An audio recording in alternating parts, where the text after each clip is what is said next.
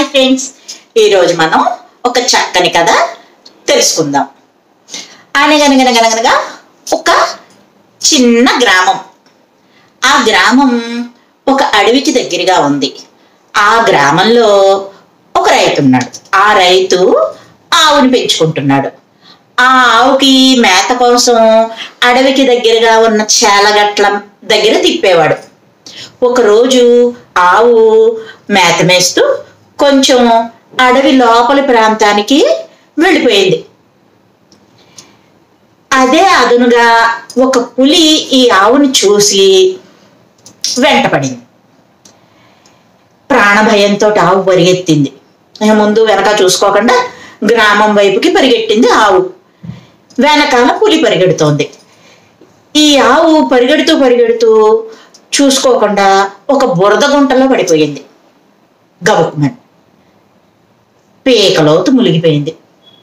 వెనకాలే పరిగెత్తుకుంటూ వస్తుంది కదా సింహం, పులి, అది కూడా పరిగెట్టుకుంటూ వచ్చి ఆ వేగానికి ఆపుకోలేక అది కూడా బురద గుంటలో పడిపోయింది. అది కూడా పేకల్లోతు మునిగిపోయింది. ఇంకా కొంచెం కదిలినా తల కూడా మునిగిపోవడం, చనిపోవడం షూర్ అనమాట. అందుకని కదలకుండా నుంచున్నాయి జాగ్రత్తగా. రెండు కొంచెం దగ్గరలోనే ఉన్నాయి, ఎదురెదురుగా ఉన్నాయి. భయం వేస్తుంది పులికి.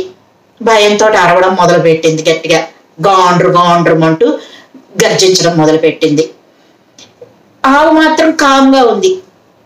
అప్పుడు పులి కొంచెంసేపటికి చూసి ఆవుని, నీకు భయం వేయడం లేదా, చనిపోతావేమోనని ఎందుకు అరవట్లేదు అన్నది.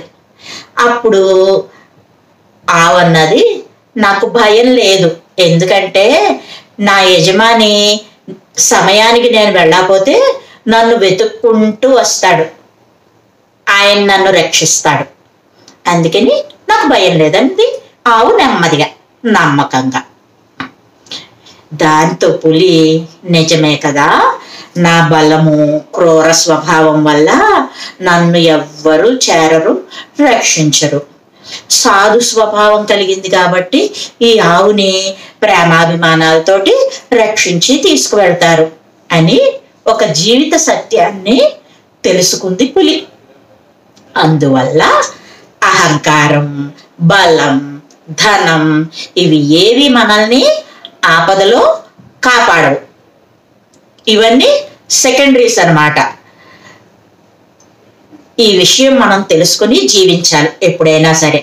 ప్రేమ, అభిమానం, ఆత్మీయత ఇవి మనం కలిగి ఉంటే ఆపదలో ఇతరులు మనకు సహాయం చేసి రక్షిస్తారు.